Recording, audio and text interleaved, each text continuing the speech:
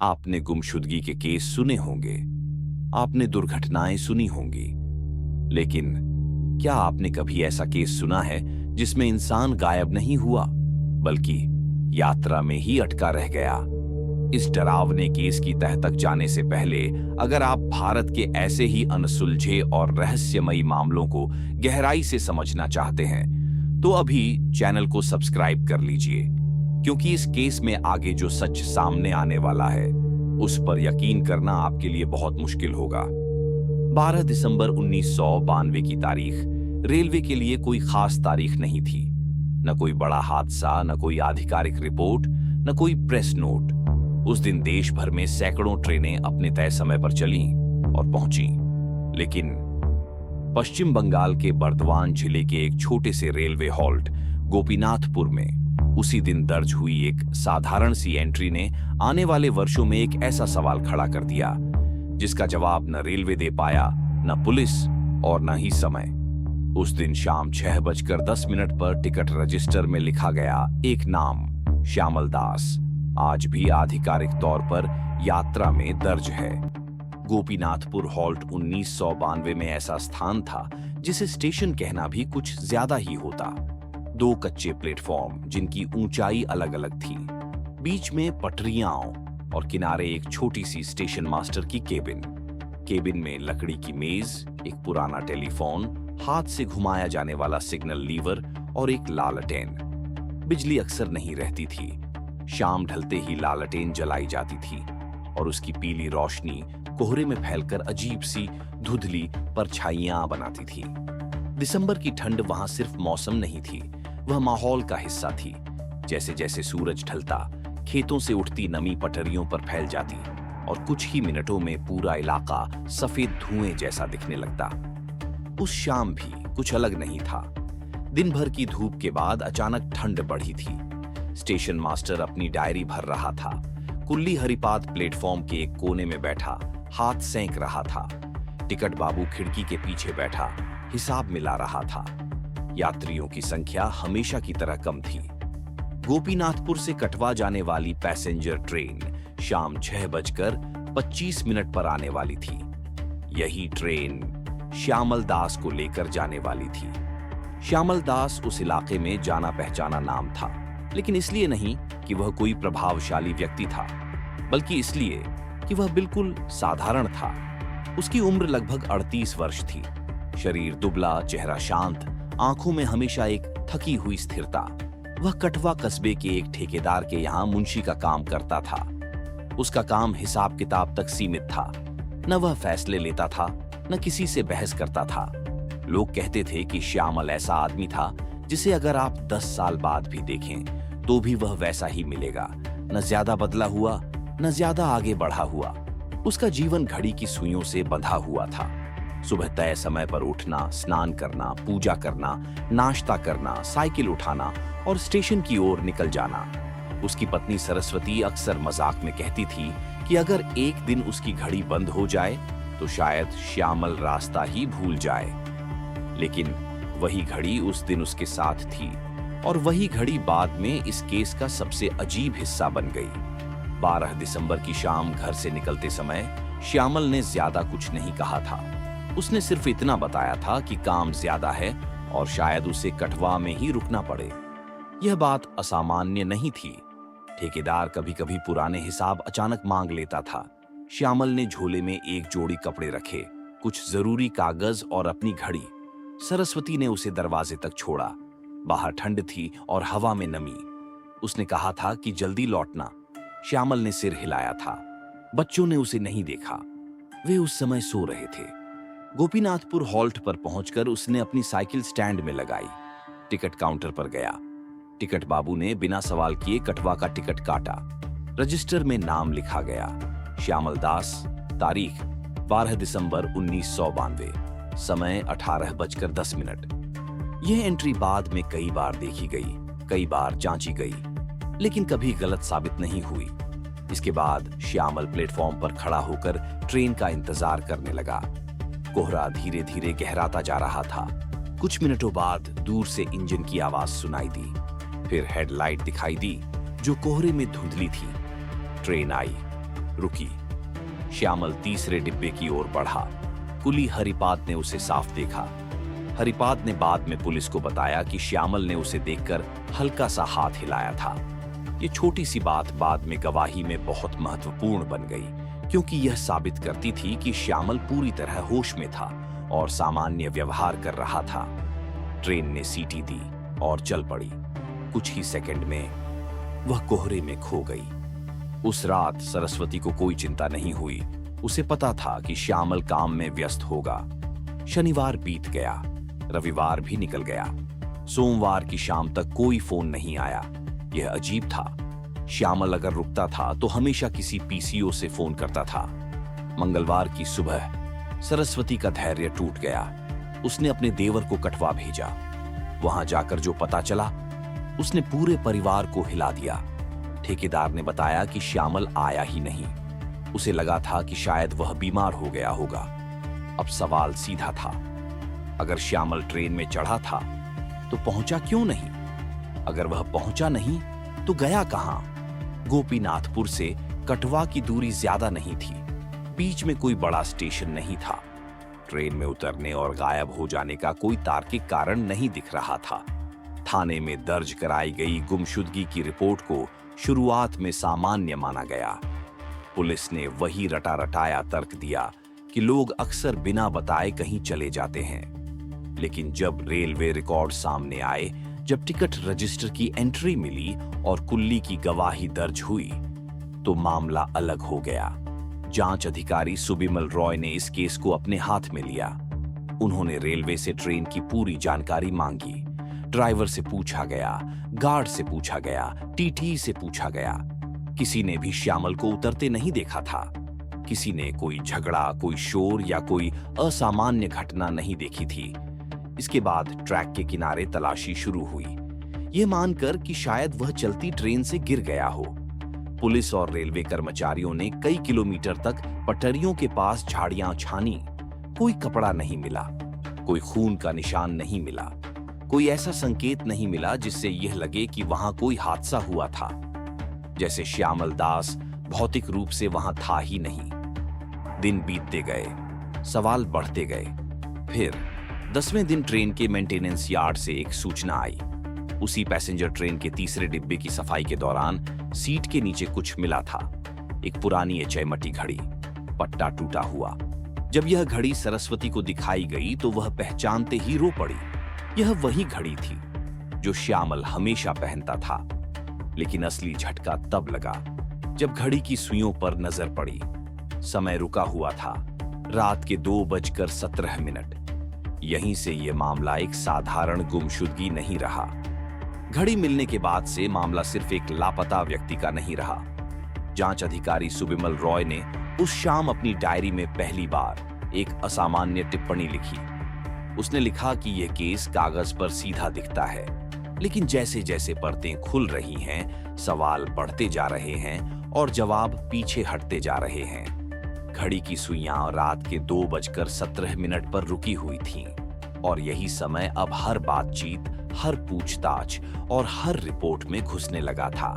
सबसे पहले ट्रेन के टाइम चार्ट को फिर से देखा गया। पैसेंजर ट्रेन गोपीनाथपुर से शाम 6:25 पर चली थी और रात 8 बजे तक अपने अंतिम ठहराव पर पहुंचकर यार्ड में खड़ी कर दी गई थी। उसके बाद उस डिब्बे को सील कर दिया गया था। रात 8 से सुबह 5 बजे तक उस डिब्बे में किसी भी यात्री का होना आधिकारिक रूप से असंभव था। फिर भी घड़ी का समय यही कह रहा था कि कुछ रात के 2:17 पर घटा। यह विरोधाभास जांच को भीतर से खोखला करने लगा। सुबिमल रॉय ने सबसे पहले रेलवे यार्ड की सुरक्षा व्यवस्था पर सवाल उठाए। यार्ड में तैनात चौकीदारों को बुलाया गया। उनसे पूछा गया कि उस रात उन्होंने कुछ असामान्य देखा या सुना था या नहीं। अधिकांश ने सिर हिलाकर मना कर दिया, लेकिन एक बुजुर्ग चौकीदार जिसका नाम नरेन था, थोड़ी देर चुप रहा।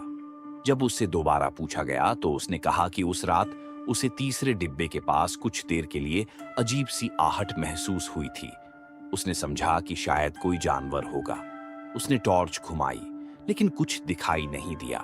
उस समय उसने इसे महत्व नहीं दिया, लेकिन अब जब घड़ी सामने थी तो उसकी बात का वजन बढ़ गया। नरेन की गवाही दर्ज की गई, लेकिन वह भी निर्णायक नहीं थी। यार्ड में रात को जानवरों का घूमना आम बात थी। कोई ठोस प्रमाण नहीं मिला। इसके बाद पुलिस ने उस डिब्बे की दोबारा फॉरेंसिक जांच करवाई। सीटों के नीचे, दीवारों के कोनों, खिड़कियों के पास, हर जगह। फिर भी कुछ नहीं मिला। ऐसा लग रहा था जैसे वह घड़ी किसी ने जानबूझकर वहां रखी हो, लेकिन किसने और क्यों, इसका कोई जवाब नहीं था। इस बीच सरस्वती की हालत बिगड़ती जा रही थी। वह हर दिन थाने आती, हर दिन वही सवाल पूछती, कुछ पता चला, और हर दिन वही जवाब सुनती, जांच चल रही है। वह घड़ी अब उसके पास नहीं थी। पुलिस ने उसे सबूत के तौर पर अपने पास रख लिया था। सरस्वती को लगता था कि जैसे उसका आखिरी सहारा भी उससे छीन लिया गया हो। वह बार बार कहती थी कि श्यामल बिना बताए कहीं नहीं जा सकता, वह किसी को छोड़कर नहीं जा सकता। उसकी आवाज में विश्वास नहीं, बल्कि जिद थी। जांच आगे बढ़ी तो श्यामल के निजी जीवन को भी खंगाला गया। उसके सहकर्मियों से पूछा गया, पड़ोसियों से बात की गई। किसी ने भी कोई ऐसा संकेत नहीं दिया जिससे यह लगे कि वह किसी दबाव में था या किसी से डरता था। एक सहकर्मी ने जरूर बताया कि पिछले कुछ हफ्तों से श्यामल कुछ चुप सा रहने लगा था, लेकिन यह भी कोई पुख्ता बात नहीं थी। चुप रहना उसके स्वभाव का हिस्सा था। पुलिस ने एक और संभावना पर विचार किया। क्या श्यामल ने जानबूझकर गायब होने का नाटक किया? लेकिन यह विचार भी टिक नहीं पाया। उसके पास न पैसे थे, न संपर्क, न कोई ऐसी तैयारी जिसके सहारे वह नई जिंदगी शुरू कर सके।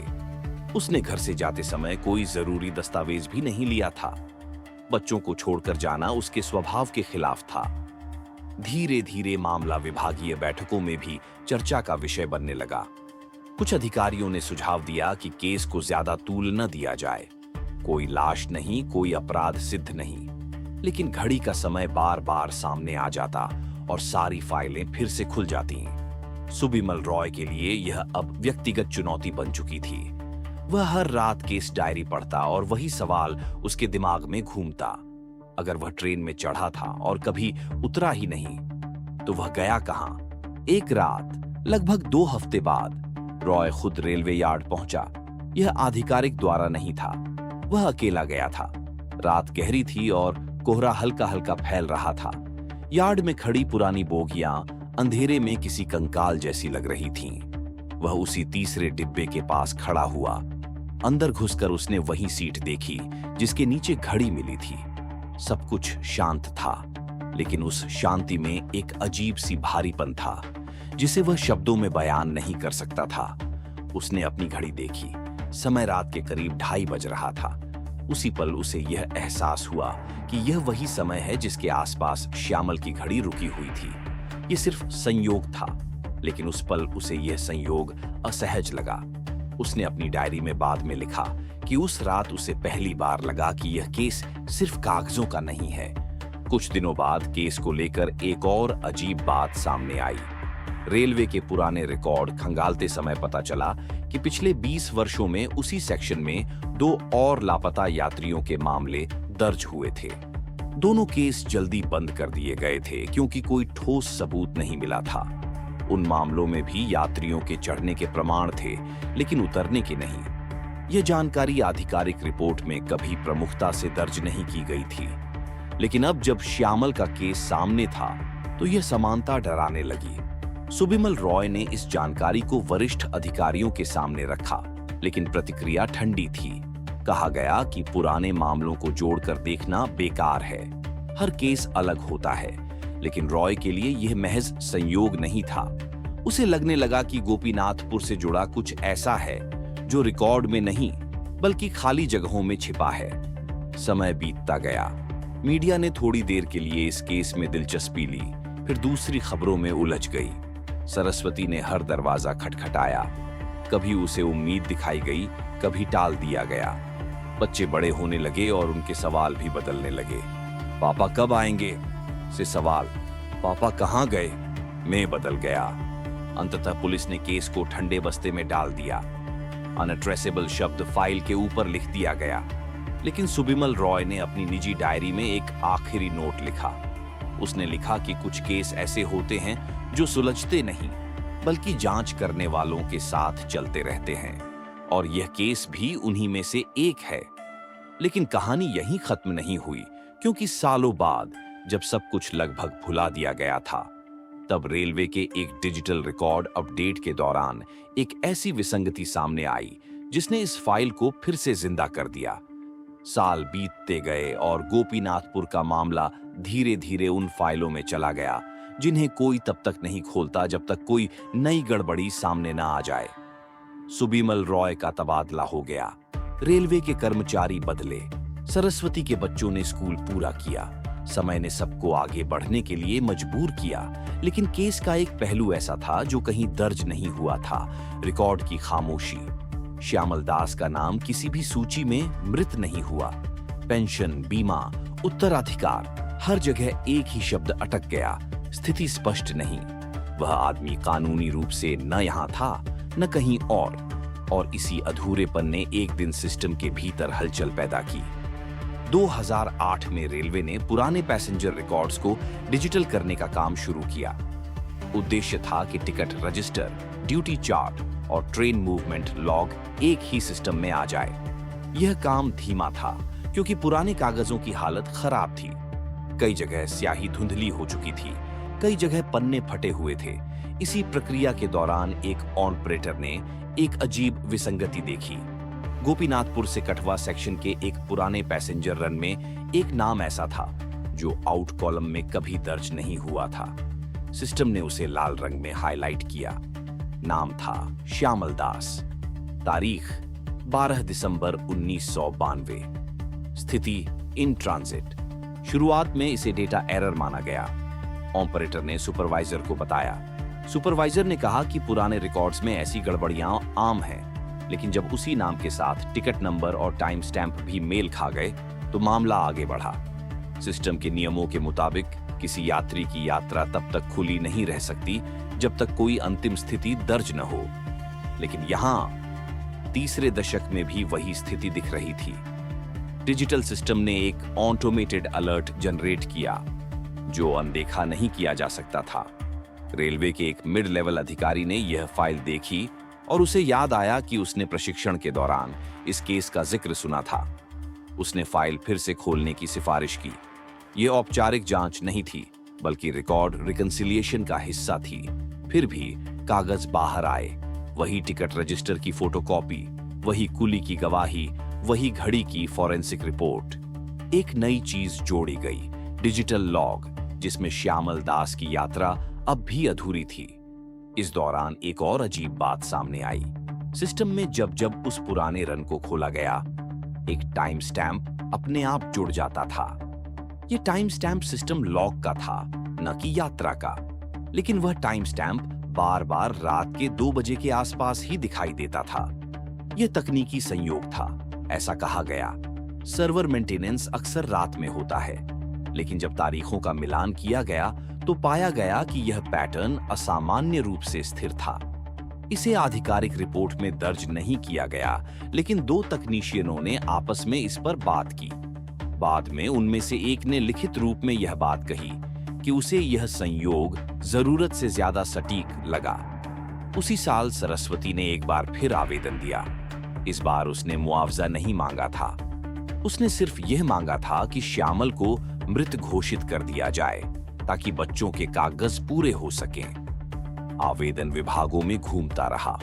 कहीं कहा गया कि पुलिस रिपोर्ट चाहिए, कहीं कहा गया कि रेलवे से अंतिम स्थिति चाहिए। हर जगह वही अधूरापन आड़े आता रहा। किसी ने उससे यह नहीं कहा कि उम्मीद छोड़ दो, किसी ने यह भी नहीं कहा कि उम्मीद रखो। उसे बस एक प्रक्रिया के भीतर घुमाया गया। 2014 में एक स्वतंत्र शोधकर्ता जो रेलवे इतिहास पर काम कर रहा था ने गोपीनाथपुर सेक्शन के पुराने मामलों का अध्ययन किया। उसका उद्देश्य दुर्घटनाओं का पैटर्न देखना था। उसने 2 पुराने लापता मामलों का जिक्र पाया जो श्यामल से पहले के थे। दोनों में एक बात समान थी, यात्रा के दौरान कोई स्पष्ट दुर्घटना नहीं, कोई शव नहीं और केस का चुपचाप बंद हो जाना। उसने यह भी नोट किया कि उन मामलों में भी अंतिम रिकॉर्ड अधूरा था। यह शोध प्रकाशित नहीं हुआ, उसे अपर्याप्त डेटा कहकर रोक दिया गया। लेकिन उसकी निजी नोटबुक में एक लाइन दर्ज हुई, कुछ यात्राएं सिस्टम के भीतर ही गायब हो जाती हैं। 2019 में जब रेलवे ने एक बार फिर अपने सुरक्षा प्रोटोकॉल अपडेट किए तो यार्ड लॉग्स का ऑडिट हुआ। पुराने यार्ड चौकीदार नरेन का नाम वहां अब भी दर्ज था, रिटायर्ड स्टाफ के रूप में। किसी ने उससे संपर्क किया। उसने पहले बात करने से मना किया। फिर उसने कहा कि वह बूढ़ा हो चुका है और उसे सब ठीक से याद नहीं। लेकिन बातचीत के अंत में उसने एक बात कही जो पहले कभी रिकॉर्ड में नहीं आई थी। उसने कहा कि उस रात जब उसने तीसरे डिब्बे के पास आहट सुनी थी तो उसे लगा था कि कोई भीतर से खिड़की खोलने की कोशिश कर रहा है। उसने टॉर्च घुमाई थी लेकिन कोहरे में कुछ साफ नहीं दिखा था।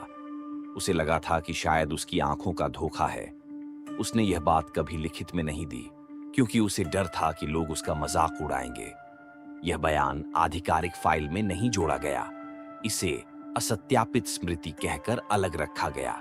लेकिन जिसने इसे सुना उसके लिए यह एक और दरार थी, क्योंकि अगर डिब्बा रात 8 बजे सील हो गया था तो भीतर से खिड़की खोलने की कोशिश कौन कर रहा था, और अगर कोई कर रहा था तो बाहर क्यों नहीं आया।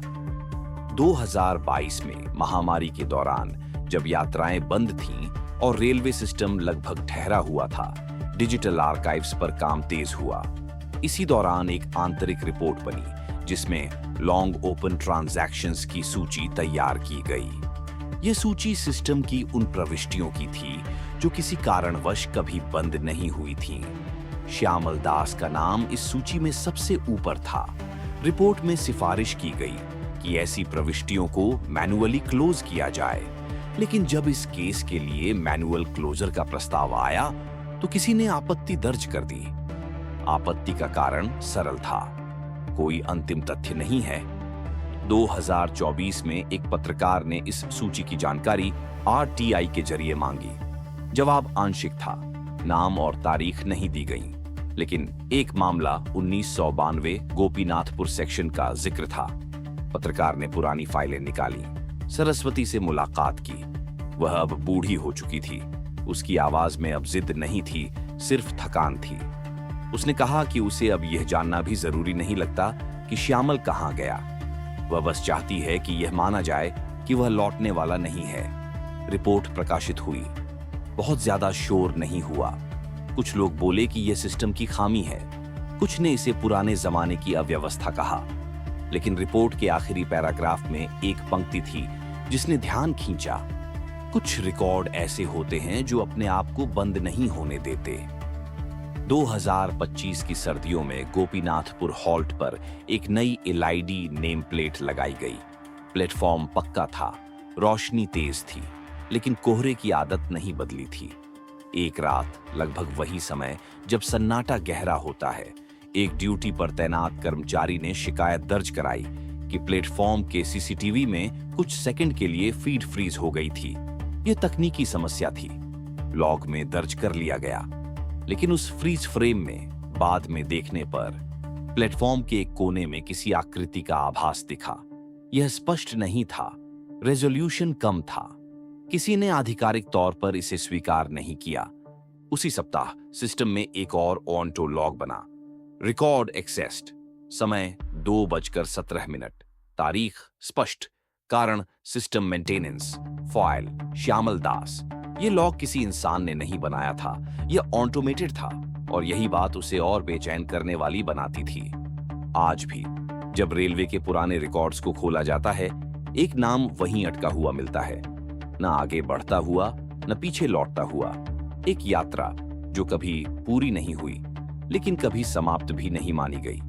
विज्ञान कहता है कि इंसान गायब नहीं होता, कानून कहता है कि हर केस का अंत होना चाहिए। लेकिन गोपीनाथपुर का मामला इन दोनों के बीच खड़ा होकर चुपचाप वही सवाल दोहराता रहता है। अगर वह गया नहीं तो फिर वह है कहां? और अगर वह कहीं है तो सिस्टम हर बार उसी समय उसे क्यों याद करता है? कोहरा हर सर्दी में फिर उतरता है, ट्रेनें अब भी चलती हैं, लोग चढ़ते उतरते हैं, और किसी रजिस्टर के भीतर, किसी सर्वर के लॉग में एक नाम अब भी यात्रा में है। आपको क्या लगता है उस रात उस तीसरे डिब्बे में क्या हुआ था? क्या यह कोई तकनीकी गड़बड़ी थी या कुछ ऐसा जिसे हम समझ नहीं सकते? मुझे कमेंट्स में अपनी थ्योरी बताइए। और अगर आपको ऐसे ही अनसुलझे रहस्य पसंद हैं तो इस वीडियो को लाइक करके चैनल को सब्सक्राइब जरूर करें।